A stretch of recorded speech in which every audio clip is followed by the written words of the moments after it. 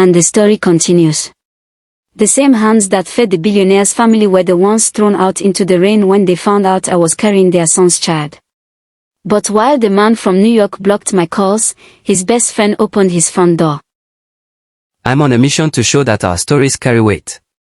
My mother doubted I'd reach 500 subscribers, but your support for African Storytime Tales proves that African folktale stories have a place in everyone's hearts. Subscribe and help me keep these beautiful tales alive. Back to the video. The morning after Madam discovered the pregnancy test, I woke up to silence. Not the peaceful kind. The kind that crawls under your skin and tells you something terrible is about to happen. I came down the spiral staircase at exactly 6:47 a.m., the way I always did, ready to prepare breakfast. But the kitchen felt different. Cold. The marble countertops I had wiped down 1,000 times suddenly looked like they belonged to strangers. Then I saw them. The entire family, sitting in the grand living room like a council of judgment. Madam in her cream silk wrapper, Oga in his reading glasses with the Financial Times folded on his lap, and the two younger children, Kolechi and Ngozi, standing by the window like confused witnesses. Madam didn't even let me greet. Chika, is it true? 3 words. That's all it took to shatter 6 years. I opened my mouth, but nothing came out. My hands instinctively went to my stomach, and that single movement told them everything. Oga stood up slowly, the way a king rises before pronouncing exile. Whose child is it? I should have lied. I should have said it was a boyfriend from the market, a cousin from the village, anyone. But my lips betrayed me. Dubom, sir. The slap came from Madam so fast I didn't see her move.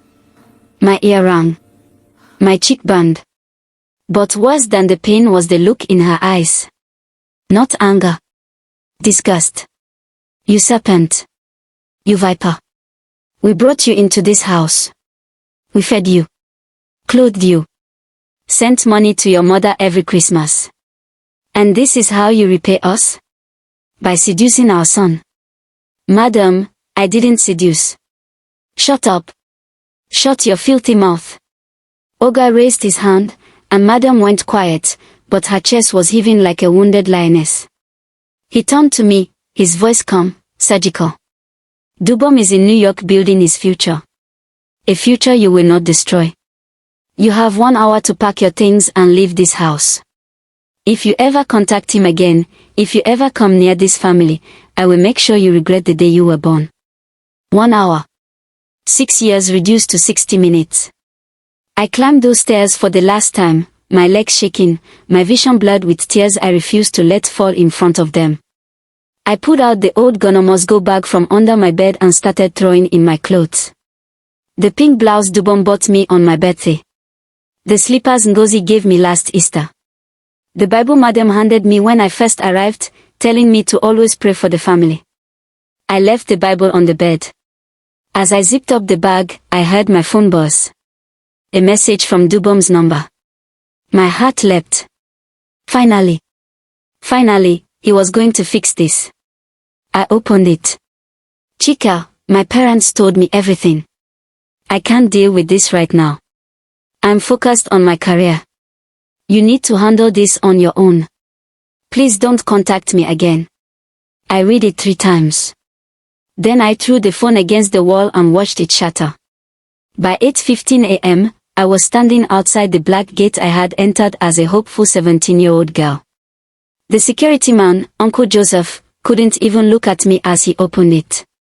Sorry, Sister Chika, he whispered. I nodded and walked out.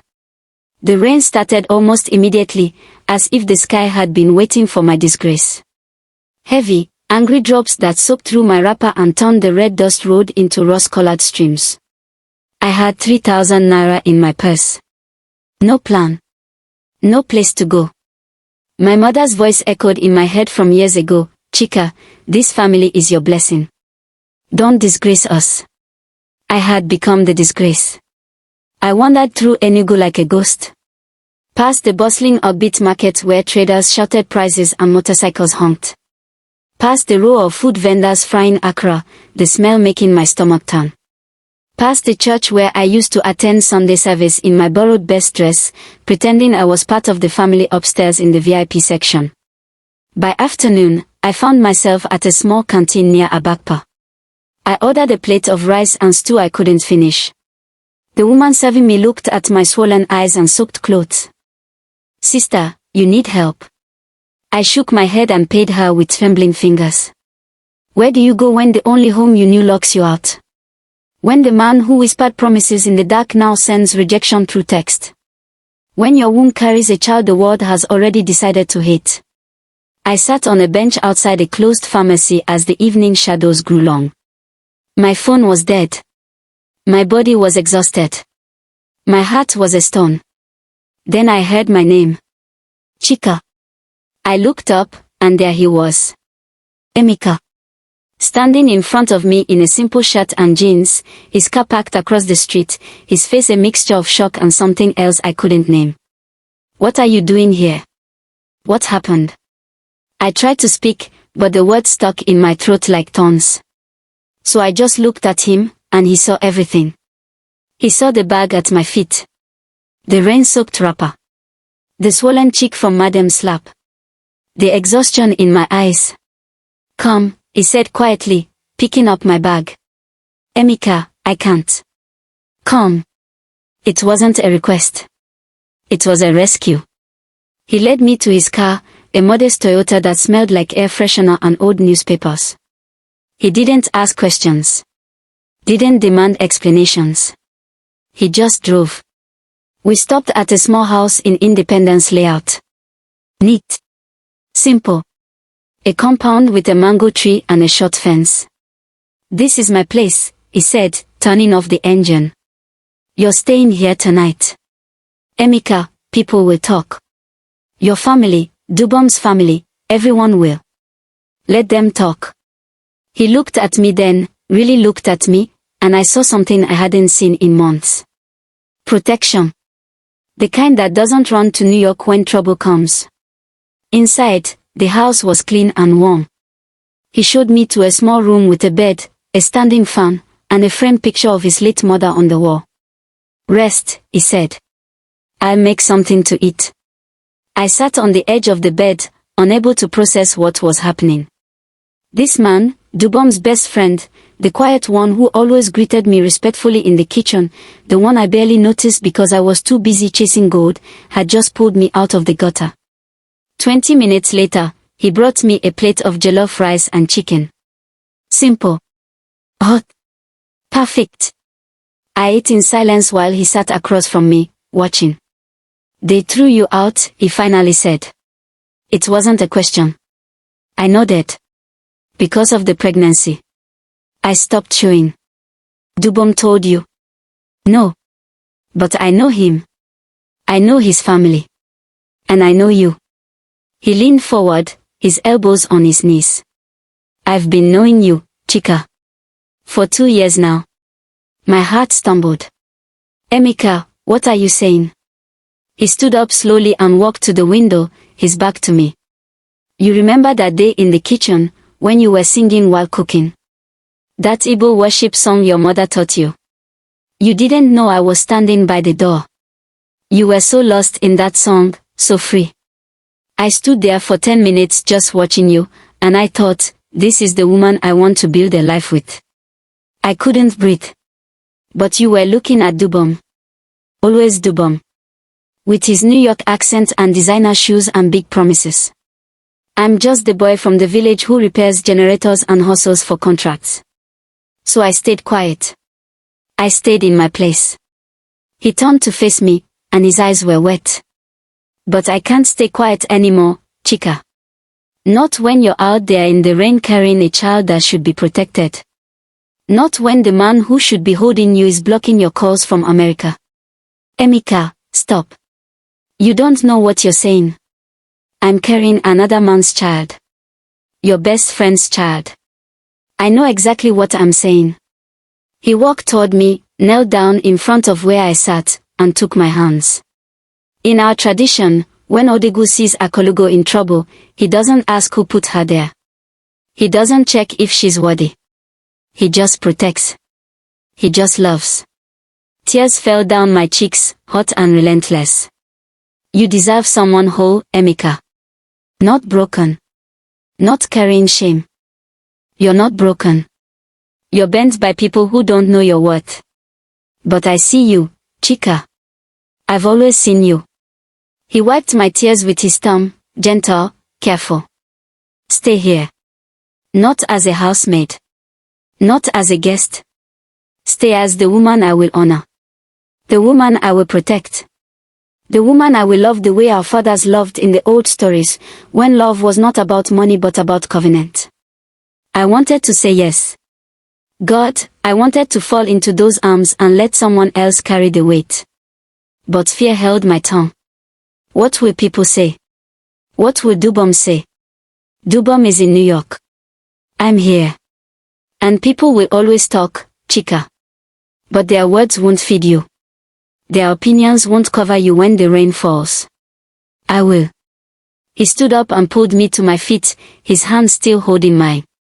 I'm not asking you to love me today. I'm not even asking you to love me tomorrow. I'm just asking you to let me stand.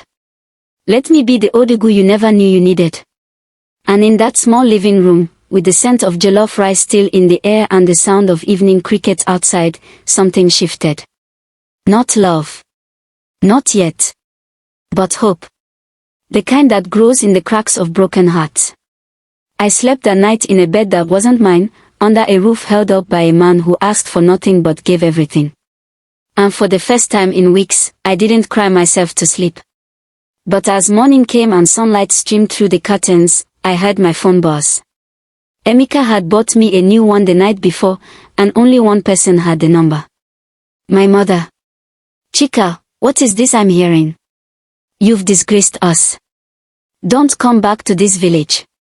You hear me? Don't come back. The line went dead. I sat there, staring at the phone, feeling the weight return. Emeka knocked softly and entered with a cup of tea. Your mother. I nodded. He sat beside me, his presence steady as a mountain. Then we'll build a new home. You and me. Right here. I looked at him, this man who was rewriting my story with his bare hands. Why, Emeka? Why are you doing this? He smiled, sad but certain. Because love is not about convenience, Chika. It's about choice. And I choose you. Later that afternoon, Dubom called Emeka. I could hear the anger through the phone from across the room. Guy, what's this I'm hearing? You're harboring Chika. Have you lost your mind? My parents are furious. You need to send her away before this gets messy. Emeka's jaw tightened, but his voice stayed calm. Dubom, you left her. You left your own child. That's not your business, bro. She's my past. Don't make her your problem. She's not a problem. She's a person. And if you can't see that, then we were never really friends. Emeka, don't do this. Don't choose a housemaid over me. I'm not choosing her over you. I'm choosing to be a man. Something you forgot how to be. And he hung up. He looked at me, standing by the kitchen door, my heart pounding. It's done, he said. No more hiding. That evening, he took me to his small church in the neighborhood. The pastor, a kind older man with gray hair, listened to our story without judgment. Emeka, you know what you're taking on? He asked. Yes, sir. And you, Chika? Are you ready to let this man love you? I hesitated. Then I felt Emeka's hand squeeze mine. I'm ready to try, I whispered. The pastor prayed over us, long and deep, asking God to turn our shame into testimony, our pain into purpose. As we walked out of the church, the sunset painted the sky in shades of orange and purple. Emeka stopped and turned to me. He looked me in the eyes and said, Chika, he may have the New York gold, but I have the heart that beats for you. I smiled through my tears. But as I stepped into his house, I whispered to myself, I wondered, could I ever truly love again? Sometimes the love you need isn't wrapped in designer labels or foreign accents. Sometimes it's in the quiet hands of the man who stays when everyone else runs. Part 3 drops next week. You won't want to miss what happens when New York comes back home. Don't forget to subscribe and hit the notification bell for more inspiring stories. See you next time.